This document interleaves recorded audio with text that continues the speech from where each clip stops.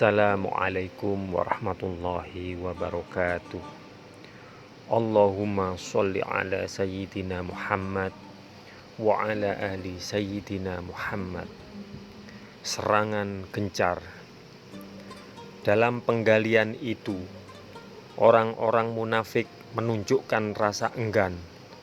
Mereka sengaja menampakkan diri seperti orang lesu dan tidak memiliki kemampuan.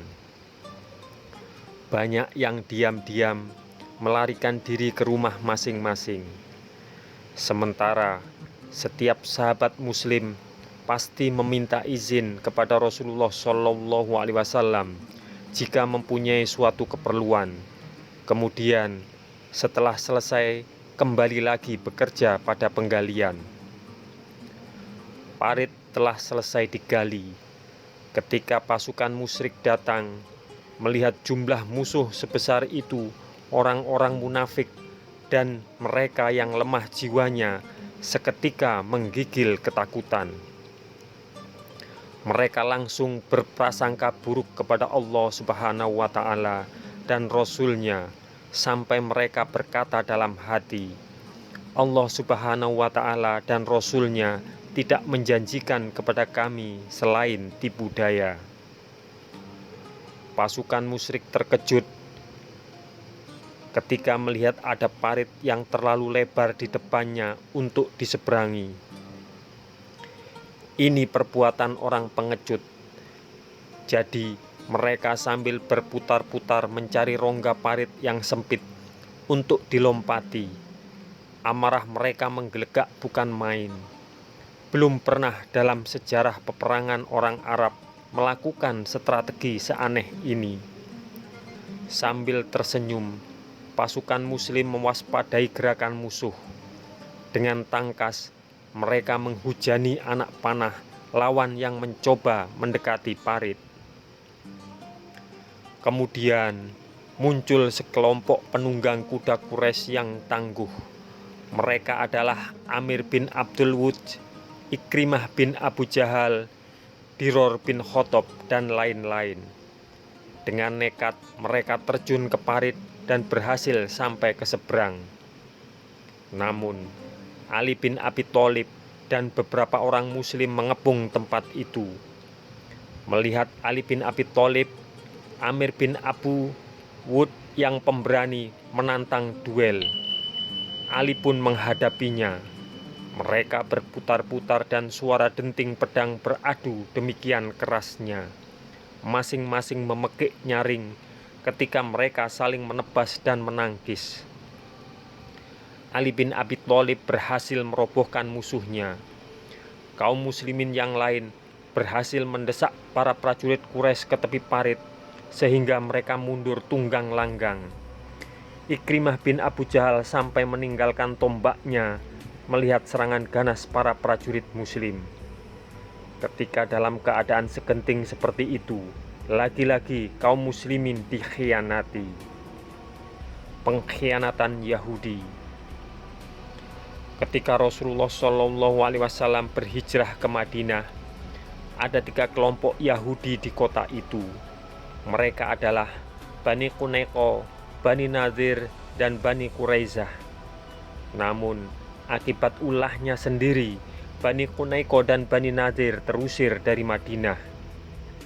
Kepada pemimpin Bani Quraizah, inilah Huyai bin Khattab, pemimpin Bani Nadir, datang menghasut.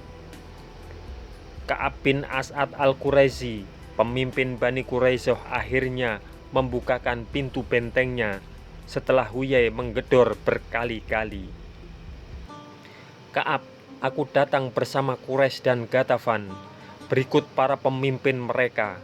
Semuanya sudah berjanji kepadaku untuk tidak pulang sebelum dapat membinasakan Muhammad dan para pengikutnya. Mendengar kata-kata Huyai, Ka'ab menjawab, celakalah engkau Huyai, tinggalkan aku dari urusanku. Aku tidak melihat diri Muhammad melainkan sosok orang yang jujur dan menepati janji. Namun Huyai terus membujuk-bujuk dan membujuk sampai akhirnya Ka'ab pun setuju untuk mengkhianati kaum muslimin. mulailah Bani Quraisyah mengincar benteng tempat kaum wanita dan anak-anak muslim berlindung yang dijaga Hasan bin Thabit. Safiyah binti Abdul Muthalib, bibi Rasulullah Shallallahu Alaihi Wasallam, dan adik perempuan Hamzah melihat ada seorang laki-laki Yahudi datang mengendap-endap mengelilingi benteng Safiyah. Segera memberitahu Hasan bin Thabit, "Wahai Hasan, lihat ada orang Yahudi mengelilingi benteng ini. Demi Allah, aku khawatir ia akan menunjukkan titik lemah benteng ini kepada pasukan Yahudi." Padahal Rasulullah Shallallahu Alaihi Wasallam dan para sahabat sedang bertempur di garis depan. Hampiri orang itu dan bunuh dia. Engkau tahu sendiri bahwa aku bukanlah orang yang mahir dalam bunuh-membunuh, jawab Hasan. Safiyah yang gagah berani itu mengambil sepotong tiang dan memukul orang Yahudi itu sampai mati. Karena tindakannya ini, kaum Yahudi tidak berani terang-terangan menyerang benteng yang mereka kira dijaga dengan kuat. Apa yang akan dilakukan Rasulullah Shallallahu Alaihi Wasallam dan para sahabat ketika mengetahui Bani Quraisyah berniat menikam dari belakang? Orang Yahudi adalah pedagang dan ilmuwan yang jauh lebih unggul dari Ansor yang terdiri atas Aus dan Khazraj. Namun, ketika melihat pemeluk Islam meningkat pesat, orang Yahudi khawatir mereka akan kalah dalam perdagangan dan pengetahuan.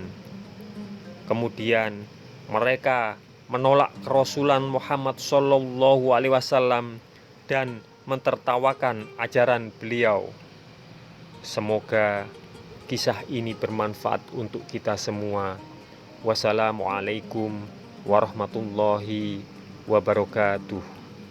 Mudah-mudahan kelak kita akan mendapatkan syafaat dari Nabi besar Muhammad Sallallahu Alaihi Wasallam. Amin. Amin ya Rabbal Alamin.